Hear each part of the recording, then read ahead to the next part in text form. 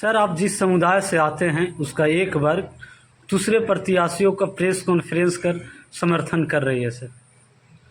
देखिए नीलय जी, इसमें कोई सच नहीं है, क्योंकि मैं बिल्कुल ग्राउंड लेवल का हूँ, कार्यकर्ता हूँ।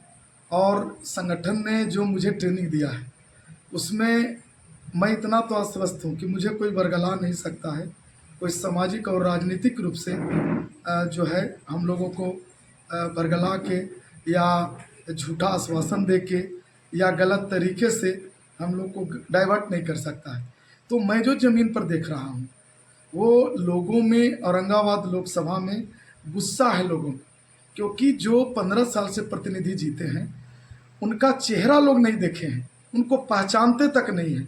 मैं जब उनके बीच जा रहा हूँ तो मैक्सिमम लोगों का कहना है कि जो हमारे वर्तमान सांसद है भाजपा के जीते हुए, हम बाबू उनको पहचानते तक नहीं है, उनका चेहरा तक नहीं देखे। आप स्थिति समझ सकते हैं कि कितनी भयावह स्थिति है।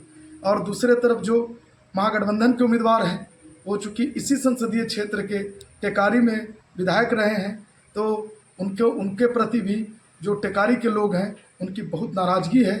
चूँकि वहाँ क्षेत्र में कई जगह तो हमको बोले कि जो है उनके बारे में अपशब्द बोल रहे थे, लोग कह रहे थे कि हम उनको बुला रहे हैं, खोज रहे हैं और वो मिल नहीं रहे हैं। तो इस तरह की जो परिस्थितियाँ हैं वो इनके जो राजनीतिक चरित्र रहा है, चूँकि जीत के जाते हैं और जो जनता से वादा करते हैं उसको ये पूरा नहीं करते हैं, इसलिए राजनीति करने वाले लोगों को इनके खामियाजा और लोगों को भी भुगतना पड़ रहा है।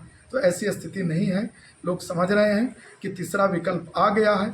और तीसरा विकल्प जो people's party of India democratic की उम्मीदवार है प्रतिभा रानी दांगी जी, उसके तरफ समाज ही नहीं, समाज के सारे वर्ग के लोग, SC ST OBC और जनरल समुदाय के लोग, इवन हमारे गाड़ी पे राजपूत जाति के लोग, भूमियार जाति के लोग बैठ के हमको गाँव का भ्रमण करा रहे हैं, मिलवा रहे हैं कि हम बदलाव चाहते हैं। तो ऐसी स्थिति नहीं है। हाँ, निश्चित तौर पर समाज में कुछ जो है ठग टाइप के लोग हैं, कुछ ऐसा है जो व्यक्तिगत लाभ के लिए 500-1000 रुपया किसी से लेके वो समाज के नाम पर दलाली करते हैं। उनको समाज से कोई लेना देना नहीं है और समाज को उनसे कोई लेना देना नहीं है।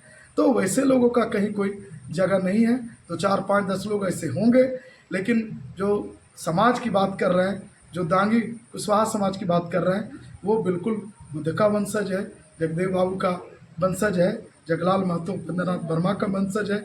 और राजनीतिक रूप से वो सुदृढ़ और अच्छे फैसले लेने के लिए वो जाना जाता है। तो इसलिए इस बार औरंगाबाद संसदीय क्षेत्र में हम यह मान रहे हैं कि वो चाहे दांगी जाति के लोग हों, चाहे कुशवाहा जाति के लोग हैं या अन्य SC ST OBC के लोग हों, ये जातीय गणित ना देख के, उम्मीदवार का व्यक्तिगत चरित्र देख के, उनका एजुकेशन देख के, उनका जो है उनका कार्य क्षमता देख के वोटिंग करेंगे। और जो लगभग 70-72 वर्षों से संसदीय क्षेत्र एक दो ही परिवार के बीच जो बटा हुआ है, दो ही परिवार से लोग जीतते आए हैं, उस जो माहौल रहा है उसको इस बार तोड़ने का काम करेंगे और निश्चित तौर पर बदलाव आएगा।